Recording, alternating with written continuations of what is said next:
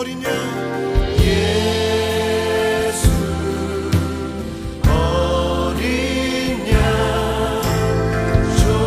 존귀한 이름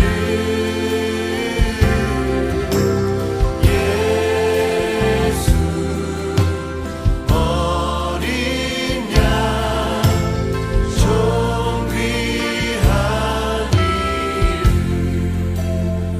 이름 약할 때 강함 되시네 약할 때 강함 되시네 나의 보배가 되신 주 나의 모든 것 주 안에 있는 보물을 나는 포기할 수 없네 주 나의 모든 것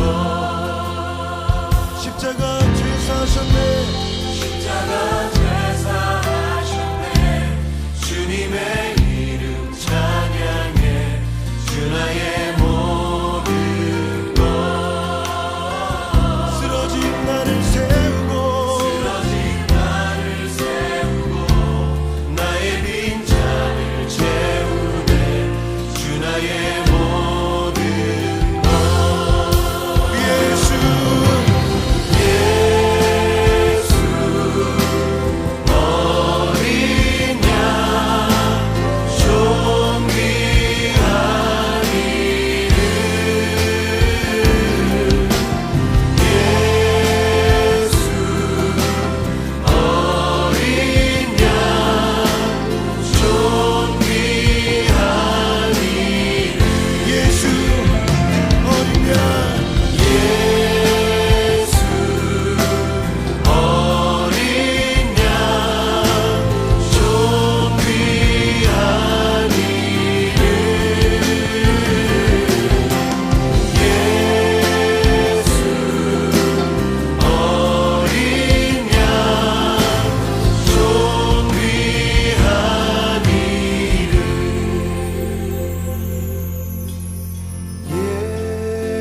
예수 어린 양 존귀한 이름 예수 어린 양 존귀한 이름 예수 어린 양 존귀한 이름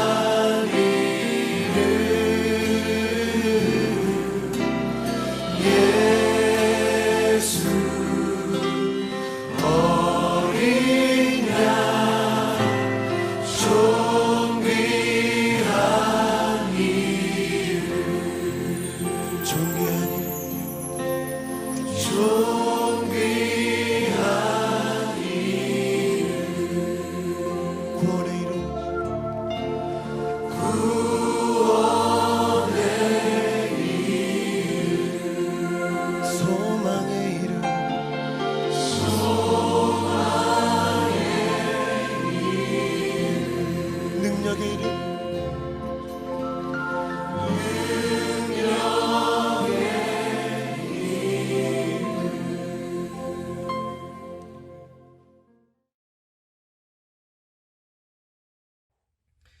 하나님 아버지, 2020년을 보내고 2021년을 맞이하게 하심에 감사합니다.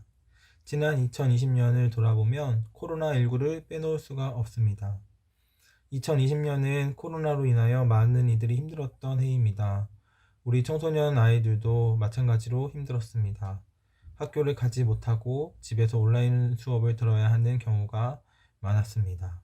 하지만 하나님, 지난 시간들은 이제 흘려보내고 앞으로 다가올 2021년 백신이 상용화되게 하시고 치료제가 개발되게 하셔서 코로나로 인하여 힘들었던 이들이 회복하고 힘을 얻고 소망 얻는 2021년 되게 하여 주시옵소서. 우리 예수품한 교회와 우리 청소년부도 교회에 모여 함께 예배할 날을 꿈꾸게 하시고 우리 청소년들이 2021년 계획하고 꿈꾸는 그 모든 것들이 하나님의 인도하심과 섭리 아래에서 이루어질 수 있도록 함께하여 주시옵소서. 우리를 너무나 사랑하시는 우리 주 예수 그리스도의 이름으로 기도합니다. 아멘. 오늘 우리가 함께 볼 하나님 말씀은 창세기 3장 15절 말씀입니다. 함께 읽겠습니다. 내가 너로 여자와 원수가 되게 하고 내 후손도 여자의 후손과 원수가 되게 하리니 여자의 후손은 내 머리를 상하게 할 것이요 너는 그의 발꿈치를 상하게 할 것이니라 하시고. 아멘. 네, 여러분 1월 첫째 주 2021년의 첫 예배입니다. 여러분 모두 새해 복 많이 누리고 떡국 먹고 한 살 더 먹기 바랍니다. 저는 떡국 먹고 한 살 더 먹어서 32살이 되었습니다. 나이를 점점 먹고 있는데요. 네, 여러분들 2021년에는 더 즐겁고 좋은 일들이 가득했으면 좋겠네요. 여러분 한 가지 광고할 것이 있는데요. 우리 청소년부 카톡방을 만들려고 해요. 여러분들 제가 여러분들한테 겐톡을 다 할 거고요. 그리고 단톡방을 만들겠습니다. 우리가 함께 모이는 어떤 첫 공간이 카톡방이에요. 그래서 카톡방이 열리기를 기대하고 있는데 여러분들도 거기서 같이 수다도 떨고 재밌는 얘기도 많이 하고 그랬으면 좋겠습니다. 자, 그럼 우리 말씀 볼까요? 우리 지난주에 이어서 창세기 3장 말씀 계속해서 보려고 해요. 우리는 지난주에 아담과 하와가 죄를 지었다라는 말씀을 들었어요. 그리고 그 죄의 결과가 무엇이었나요? 하나님과 인간의 관계의 단절이었습니다. 창조주와 피조물 사이에 지켜야 할 질서가 있었어요. 그런데 그 질서가 어긋나 버렸습니다. 그래서 지금의 우리들도 그 죄를 가지고 있어요. 죄성을 가지고 있어요. 조금 어려운 말 써볼게요. 좀 어려운 말로 죄의 경향성을 갖게 되었습니다. 이 말은요, 이 인간들은 죄를 더 좋아한다라는 뜻이에요. 죄를 쫓아가기가 더 쉽다, 이런 뜻이에요.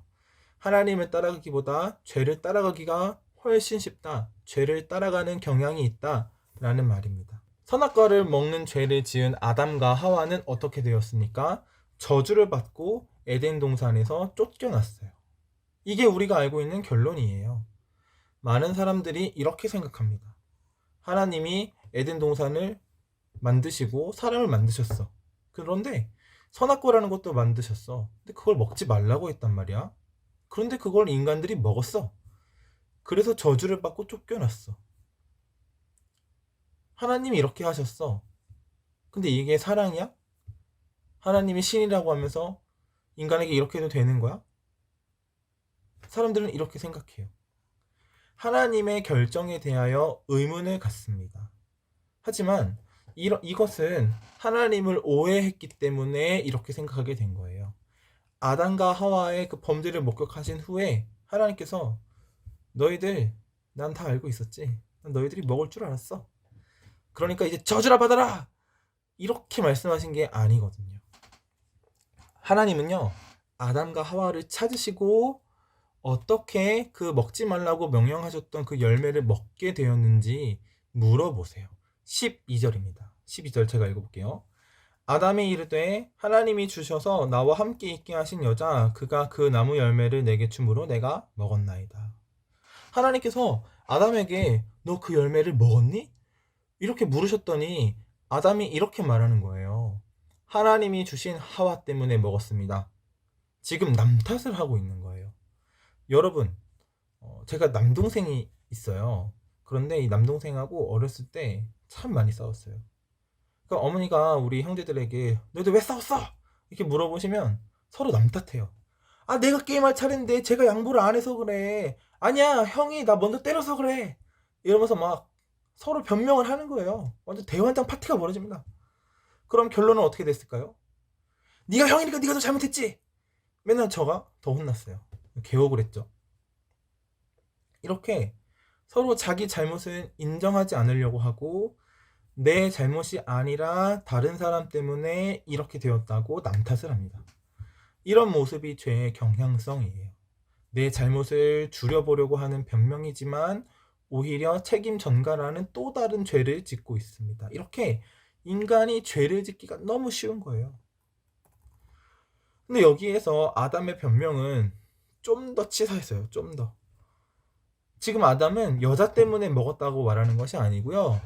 하나님 때문에 먹었다고 말하는 거예요. 당신이 내게 주신 여자 때문에 먹었어요. 이렇게 말하는 겁니다. 내 잘못은 없어. 선악과를 만들고 저 여자를 내게 준 당신, 하나님 당신 때문에 지금 먹은 거야. 아담이 이렇게 말하는 겁니다. 어때요, 여러분? 아담? 강아지 같지 않습니까? 제가 저번 주가 이야기했던 그 주인을 무는 강아지. 왈왈. 하나님은 이어서 하와에게 물어보세요. 그랬더니 하와는 13절에서 이렇게 말합니다. 여호와 하나님이 여자에게 이르시되 내가 어찌하여 이렇게 하였느냐? 여자가 이르되 뱀이 나를 꿰므로 내가 먹었나이다. 하와는 아담보다 솔직한 편입니다. 뱀이 나를 꿰므로 먹었다. 이렇게 솔직하게 이야기를 하죠. 그러나 하와도 뱀 때문에 먹었다고 자신의 죄를 줄이려고 노력하고 있습니다. 여기서도 죄의 경향성, 책임을 전가하려는 모습이 보입니다. 이 말을 들으신 하나님께서 그래, 아담과 하와, 너희들 선악과를 먹는 죄를 지었고 서로 남 탓하는 죄를 지었으니 저주를 받아라. 빠이, 짜이찌엔, 안녕, 영원히 보지 말자, 사요나라, 꺼져버려. 이렇게 말씀하셨을까요? 아니에요.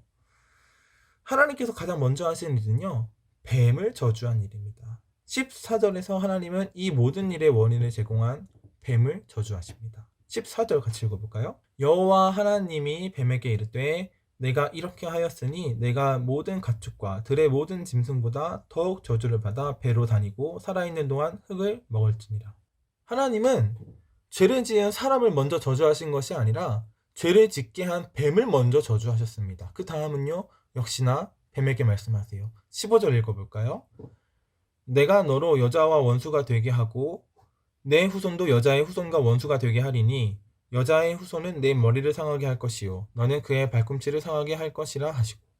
여러분, 이 말씀 좀 어렵죠? 그런데 이 말씀이 정말 중요한 말씀이에요.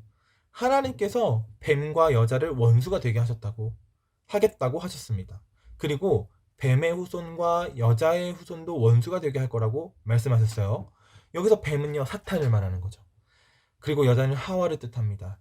이 뱀과 하와가 원수가 되었고 그 후손도 원수가 된다고 말씀합니다. 뱀의 후손은 누굴까요? 역시나 사탄이고요. 여자의 후손은 누굴까요? 바로 예수님이세요. 갑자기 예수님이 튀어나오셨어요. 예수님은 아담과 하와부터 시작된 그 족보를 통해 이 땅에 오시거든요. 그 동정녀 마리아를 통해서 이 땅에 태어나시죠. 그 여자의 후손, 바로 예수님을 말씀하고 있는 겁니다. 이 사탄과 예수님도 원수 관계입니다.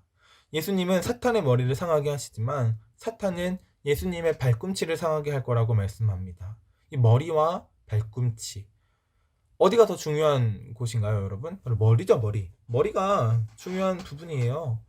이 사탄과의 싸움에서 예수님은 사탄의 머리를 상하게 하셔서 완전한 승리를 이루십니다. 하지만 사탄은 고작 예수님의 발꿈치만을 상하게 할 뿐이에요. 발꿈치. 이 발꿈치를 다치는 건요, 치명상이 아니죠.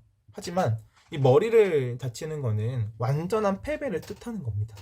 하나님과 인간의 관계가 단절되었습니다. 바로 죄 때문입니다. 우리 인간들은 자기 죄를 인정하지 않으려고 합니다. 그런데 그런 인간들에게 하나님은 화를 내시고 저주를 퍼붓거나 벌을 먼저 주시지 않았습니다. 죄를 짓게 한 그 사탄을 저주하시고 그 사탄의 완전한 패배를 선포하시며 그 죄로 인하여서 부끄러워졌던 그 인간의 부끄러움을 회복시켜 주세요. 오히려 인간을 명예롭게 다시 만들어 주십니다. 이 하나님과 인간의 그 단절된 관계, 이걸 다시 연결시켜 주시는 분이 누구시죠, 여러분? 바로 예수님이세요. 예수님의 역할은 자기 죄를 인정하지 않으려는 인간들을 대신하여 그 모든 죄의 책임을 지시고 십자가에 못 박혀 죽으신 것입니다. 말 그대로 우리 대신 책임을 지고 죽으신 거예요. 그래서 예수님을 믿으면 죄인인 우리를 의로운 사람이라고 불러주십니다. 하나님께서 죄인인 우리를 용서하기 위해 하나뿐인 아들 예수님을 주셨어요. 정말 찐 사랑이 아니면 하실 수 없는 일이에요. 그런데 여러분, 하나님은 끝까지 내 아들을 지키다가 안 되겠다. 도저히 안 되겠다. 이 인간들을 구원하기 위해서는 이 마지막 방법, 예수, 내 아들, 아끼는 내 아들을 내어놓을 수밖에 없구나. 진짜 하기 싫었는데, 진짜 예수님 보내기 싫었는데 어쩔 수 없이 보내야겠네. 이렇게 하신 게 아니에요.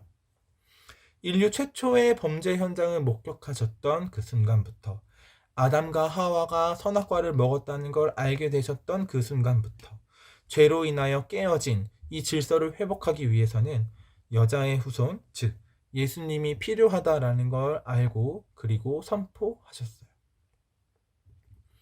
하나님은 이 창세기에서부터 예수님을 이 땅에 보내실 계획을 갖고 계신 겁니다. 이것이야말로 하나님의 큰 그림 아니겠습니까? 인간을 끝까지 사랑하시고 포기하지 않으시며 구원하시기 위한 이 하나님의 이야기. 그 이야기가 이제부터 시작됩니다. 그 이야기가 담겨 있는 책이 바로 성경입니다. 성경을 통하여 하나님의 놀라운 사랑을 배워가는 예수품한 청소년들이 되기를 바랍니다. 주기도문으로 예배 마치겠습니다. 하늘에 계신 우리 아버지, 아버지의 이름을 거룩하게 하시며 아버지의 나라가 오게 하시며 아버지의 뜻이 하늘에서와 같이 땅에서도 이루어지게 하소서. 오늘날 우리에게 일용할 양식을 주시고 우리가 우리에게 잘못한 사람을 용서하여 준 것 같이 우리의 죄를 용서하여 주시고 우리를 시험에 빠지지 않게 하시고 악에서 구하소서. 나라와 권능과 영광이 영원히 아버지의 것입니다. 아멘.